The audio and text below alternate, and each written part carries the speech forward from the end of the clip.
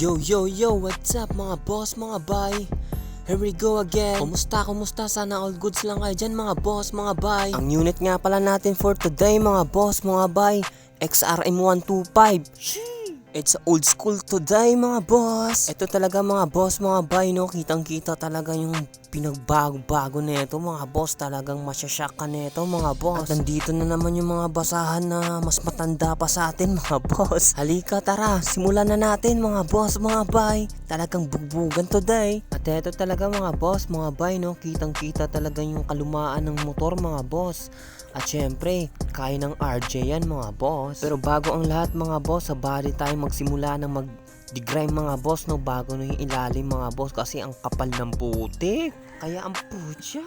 Alam ko sa inyo mga boss, mga bay, meron kayong ganitong old school na XR mga boss. At syempre, ganyan din ang itsura nyo sa motor nyo mga boss. Ganito kasi itsura ng pinabayaan mga boss, mga bay, no? Lalo na yung putik mga boss. Pag hindi basta-basta nakukuha yan sa washing, talagang kakalawang yan mga boss. Kaya kung ako sa inyo mga boss, wag nyo hayaan yung mga motor nyo. Ang tamang paghuhugas sa sakyan nyo mga boss or sa motor nyo, once a week lang talaga dapat mga boss, mga bay. At wag yung hayaan nakakapit yung putik or kalawang mga boss, kasi ganyan yung itsura talaga pag sobrang tagal na yung dumi. Kaya naman, yung ginawa ko mga boss, talagang puliduhin ko. Bawat sulok mga boss, bawat rayos mga boss, talagang kinuskus ko ng tamang kuskus lang talaga. At kung ako sa inyo mga boss, mga bay, pag day off nyo sa trabaho nyo, lagyan nyo man ng panahon ng paghuhugas o kaya pagkuskus ng mga motor nyo mga boss, mga bay. Para sakaling darating yung panahon mga boss, pwede pa ipamana yung mga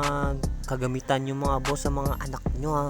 Katulad na lang yung mga motor. Protect your investment mga boss, mga bay. Always remember mga boss. Kaya samahan nyo ako dito mga boss, mga bay. Kaya minsan mga boss, magbibigay din ako ng idea mga boss para sa mga motor nyo mga boss, no. Kaya heto na mga boss, nagsisimula na ako ng mag-cutting mga boss, no, para sa mga scratches. At syempre mga boss, mga bay, ipapakita ko sa inyo yung before and after mga boss. So ito yung itsura mga boss, mga bay, no. Dami scratches. At sa kabila mga boss, nakat na natin pero hindi pa natin tinodo yan. May mga swirl pa mga boss. Pero grabe mga boss, na wala pang ceramic yan mga boss. Talagang kitang-kita na yung pinagbago ng motor niya mga boss. At kung meron kayong ganito mga boss, mga bay, wag nyo kakalimutan mag-PM sa akin mga boss, mga bay, no. At saka pag-follow na lang din sa page natin. At syempre, may YouTube channel tayo mga boss, mga bay. At subscribe na lang din mga boss, mga bay.